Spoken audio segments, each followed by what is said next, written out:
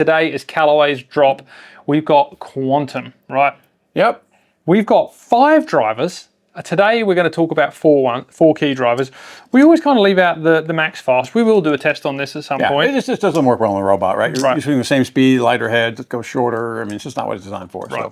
So we'll get to that. Yep. So we have got a Quantum Max, which is there for every man. Right. Quantum Max D for draw. Right. Quantum TD, Triple Diamond. Then we've got the model that used to be tour only, and then last year it was limited release. Right. Now we've got Quantum TD Max in the family lineup. And I really like that they came out that to begin with, right? Because there's a lot of people in the middle. I mean, that's me basically, and like I said, you like it too. So it's nice to have that to start with. Yep. Let's just talk about a couple of key tech features here. Yep. We've got the Triforce face, titanium, urethane, then carbon. Right. Yeah, really interesting combination there. And it makes a lot of sense. I mean, you think about carbon fiber is really good at resisting stretching because fibers in a row, you can't pull it apart. So what they've done is actually molded it as the back of the face.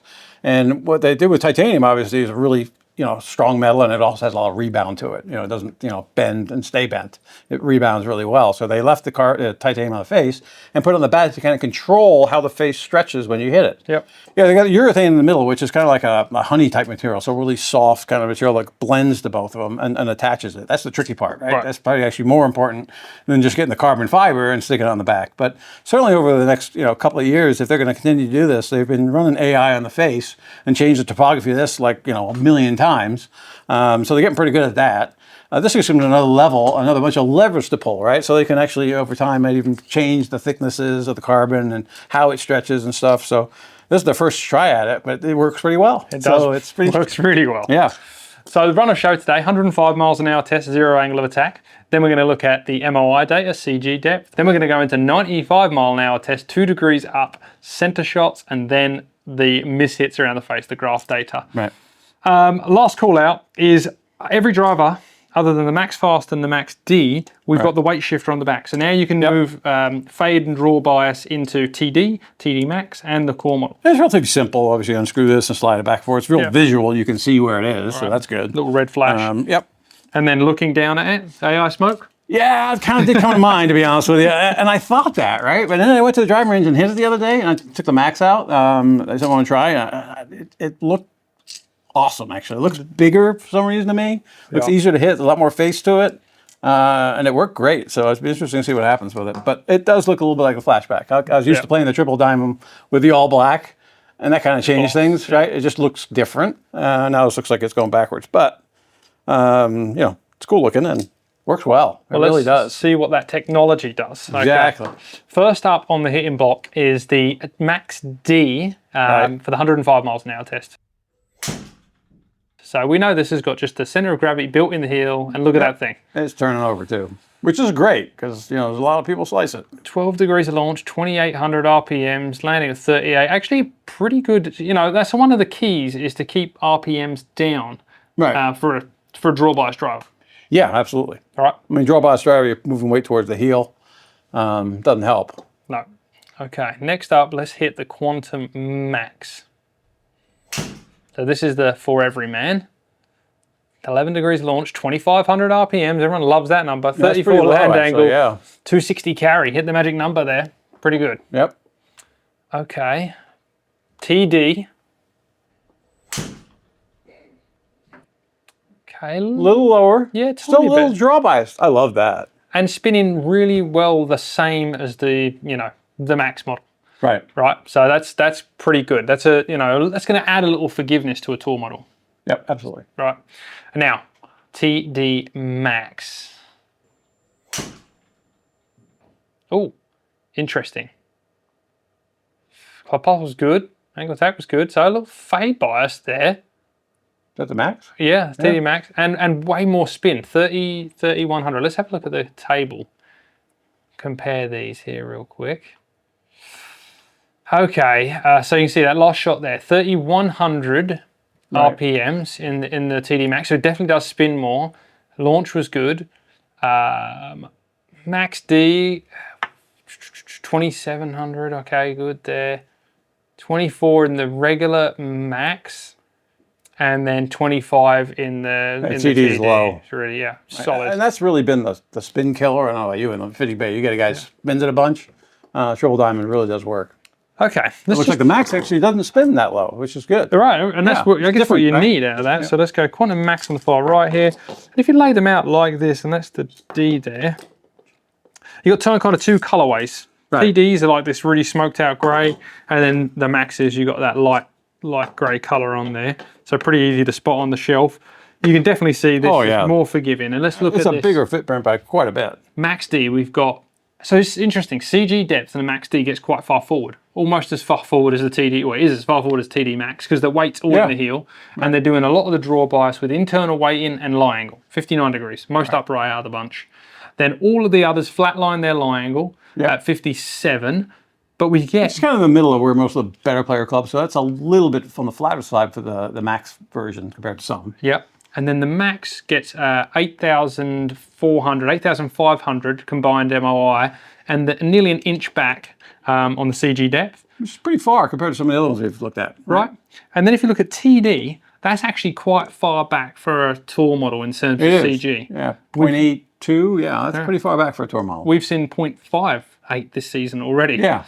So that's pretty strong.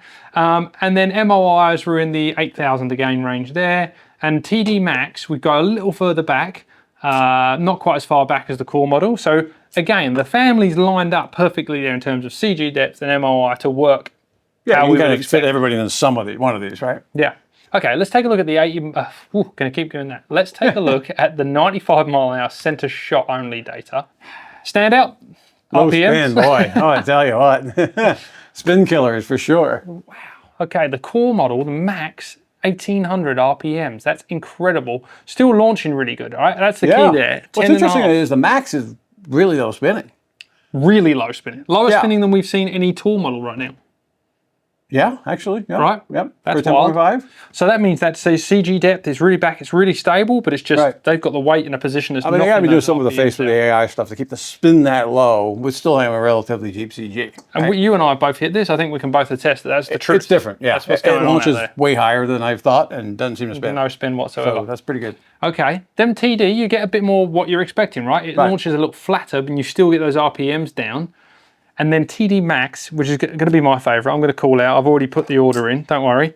Yeah. TD Max has got that combination, higher launch than the regular Max, and a little higher spin. And I think this looking package with that kind of flight characteristic for me is the full. It's going to fit a lot of people, our customers, right? Not necessarily the average golfer, but decent players. Decent players, kind of looking for forgiveness, want that tour shape. It looks a little cleaner. What they do is they take the chevron off the top of the TD models, and to me, I like that. I don't like the chevron. Anytime you got a chevron too, depends on how you look at it. It kind of never looks like it's the middle. Never looks middle, right? It always looks like it's toward the toe or toward the heel or something. And they frame the back of the club a little quieter. It just looks really good, and I can say I find this a little easier to turn over, and I love the fact that you've got the ability to put the weight in the heel to give it that. For me, that little turn tape over. Off the heel of mine now. Right? Yeah. Just leave that. We'll whack a heavier one of those in there and really get yourself going.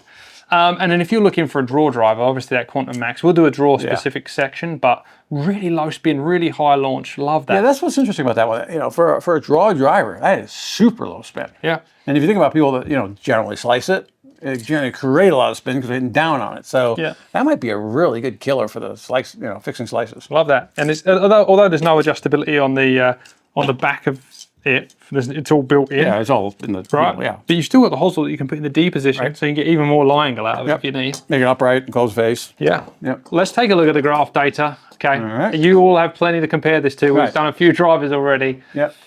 Look at the Quantum Max, the core model there.